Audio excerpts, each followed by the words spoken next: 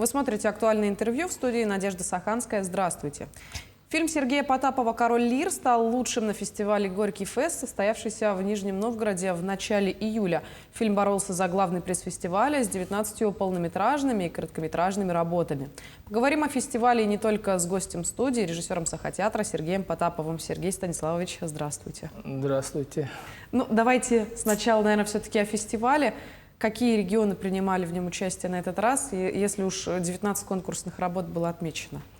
Ну вот, получается, с 12 по 18 июля в Нижнем Новгороде прошел конкурс современного российского кино.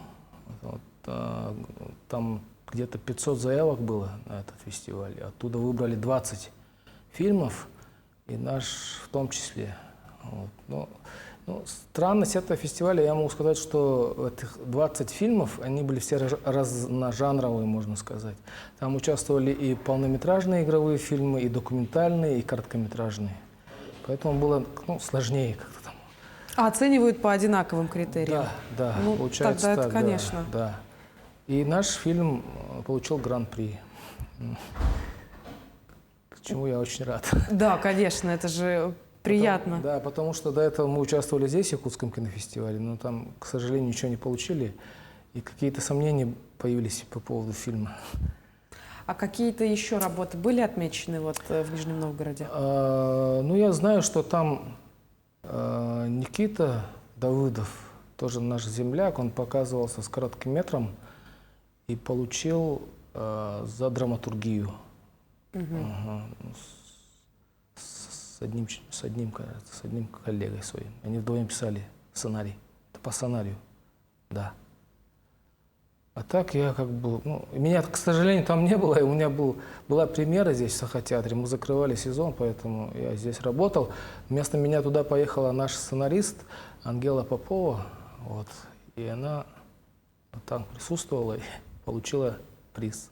Получается, для вас дважды знаковый день стал. И признание ваших трудов в сфере кинематографа, еще и закрытие театрального сезона. Можно сказать так, да.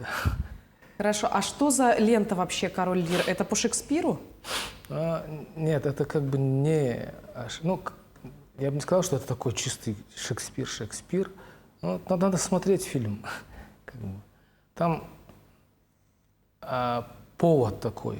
Там фильм рассказывает о том, что в дом пожилых престарелых людей приходит молодой парень, режиссер, и он должен в день пожилых людей поставить спектакль. Вот, про это фильм, про это. Хотел бы поблагодарить Министерство труда, что они нам дали возможность на съемки. Мы зашли в дом престарелых и инвалидов, там снимали это кино, и у меня там в основном играли все, кто там живут, можно сказать. Из профессиональных артистов у меня главный герой Михаил Семенов Михаил, народный артист Якутии. Он играл человека, который там лежит и играет этого короля лира. И режиссера играл Альберт Алексеев. Вот они профессиональные артисты были из Сахатеатра. А все остальные герои этой пьесы, все игрались людьми, которые там живут.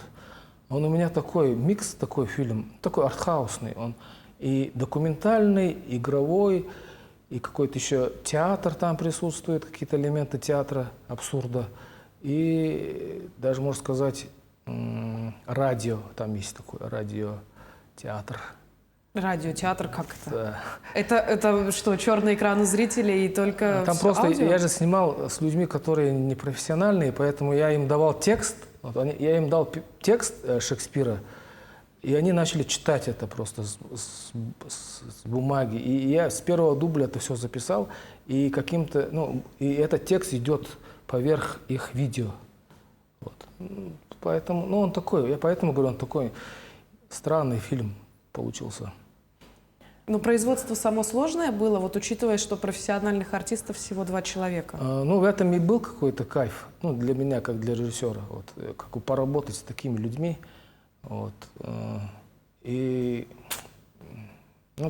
Вообще, в целом, ребята, которые у меня снимались, работали, они говорили, что мы до конца не понимали, что мы делаем здесь. Я такой эксперимент тоже поставил для них. Я как бы не говорил им, о чем они снимают, почему это все делается. Это у меня уже было в голове все в конце. И я в конце, когда во время монтажа, во время монтажно-тонировочного периода, я там сделал это кино, потому что это было все в голове у меня изначально. Ну так делают иногда режиссеры. Такой ход иногда делают, когда они не говорят, не объясняют никому ничего.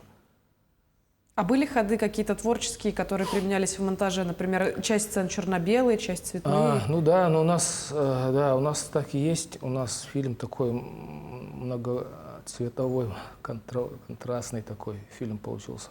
Но в целом он черно-белый.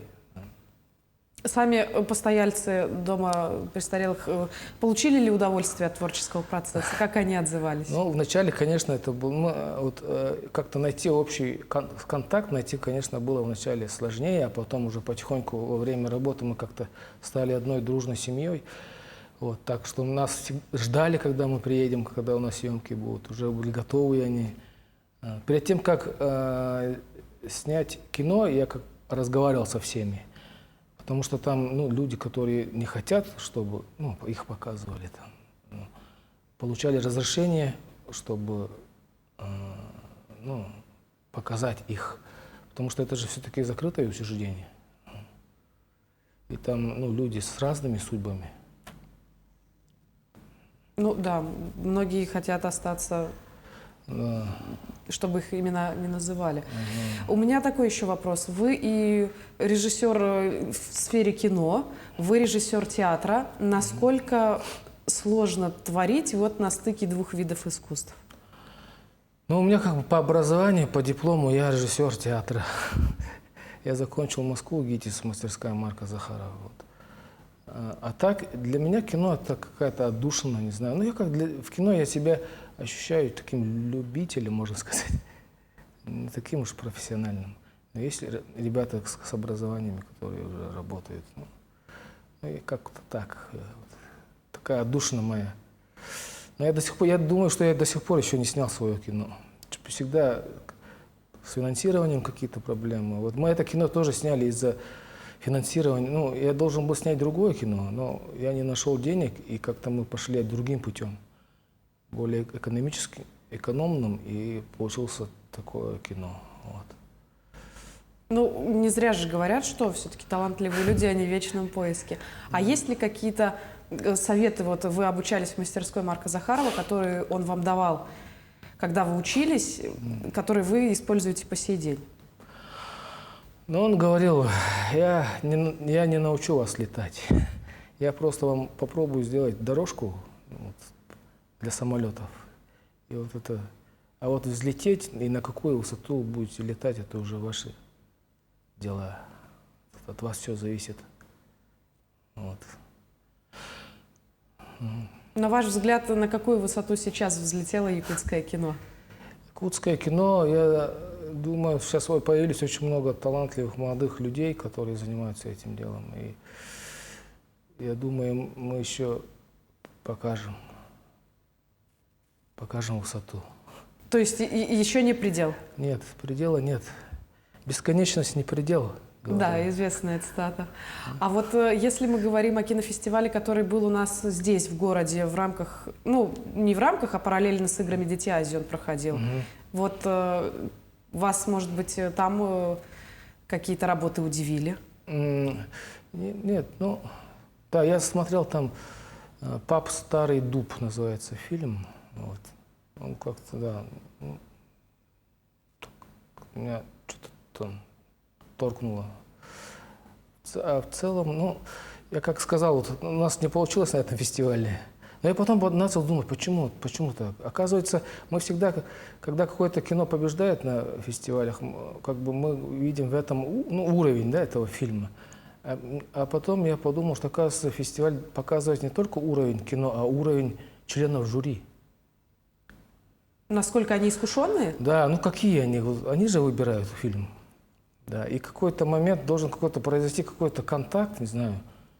Не знаю, может, мое кино уровнем было выше их сознания, либо, наоборот, ниже их сознания. Это же вопрос.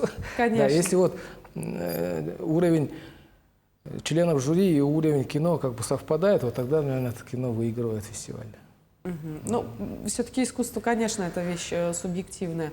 А вот если вы трудитесь над какой-то кинокартиной, у вас каждый раз есть один состав, с которым привычнее работать, или очарование в том, чтобы каждый раз брать в команду Не, новых в этом людей? плане я немножко консервативный человек. Я всегда хочу выбирать людей, которые проверенные, с которыми я работал или которых я знаю. Но иногда бывает так, что особенно сейчас очень много проектов бывает одновременно где-то, и поэтому приходится искать людей и как бы, ну, спрашиваю у знакомых, которым доверяю как-то. Иногда бывает так, что просто так получается так, что человек резко появился в проекте и что-то сделал хорошее. Вот. Ну, такое тоже субъективное такое. Вот. У нас же в этом, кстати, осенью у меня будет здесь фильм, выйдет в прокат. «Моя девочка» называется. Это продюсер Анатолий Сергеев. Вот. И там был такой случай, когда уже как бы деньги есть, как бы команда собрана, а главного героя нету. Как же так? Да. А я почему-то думал, что он придет сам. Вот. Уже там директор картины начал возмущаться. Где, говорит, герой, где? Мы же уже вот через 2 дня уже все, мотор. Где герой? А я такой какой-то спокойный, душа какая-то спокойная. Потом как-то пришел в театр, стою такой на крылечке, смотрю, утром рано, и вдруг смотрю, идет он, мой герой. Мой знакомый, когда-то мы в 90-х с ним жили в общаге, Ганя Попов его зовут. И он идет, и я точно понимаю, что это он должен играть эту роль. Я говорю, Ганя, давай иди сюда. Он подходит, говорит, что как-то, давай, ты будешь сниматься у меня в фильме, у меня главная роль, у меня артиста нет. Он говорит, да. Так и получилось. Да, и так и получилось. Вот. И Интересно мне будет кажется, он посмотреть. только очень достойно сыграл. Да. Это его первая работа? Да, это его большая первая, да, в кино, главная роль. А бывали у вас когда-то такие мысли? Ну, зачастую отечественные режиссеры поступают каким образом? Берут в качестве исполнителя главной роли самого себя. Такие мысли вас посещали? Нет, у меня, кстати, образование первое актерское, но я был плохим артистом. Ну, надо либо быть артистом, либо режиссером, я думаю. А то бывает так, что пытаются одновременно играть на разных инструментах. Спилберг говорил, что так нельзя так делать. Ну, да. Сергей Станиславович, напомните, когда состоится премьера вашего фильма, вот у которого есть такая необычная история? Это будет где-то октябрь-ноябрь этого года. А с «Королем Лиром» у него будет сейчас фестивальная жизнь. Да, у нас будет агент, который будет пробивать это кино в разных фестивалях и в России, и за рубежом, наверное. То есть сейчас начинается самая интересная часть? Да. Ну, я надеюсь, что да, что еще что-то можно получить. Да, обязательно будет. Спасибо большое, что нашли для нас время и рассказали так много интересного. Возможно, вот после просмотра этого интервью появится еще целая плеяда молодых режиссеров. Спасибо вам. Напомню, вы смотрели актуальное интервью. До встречи в эфире.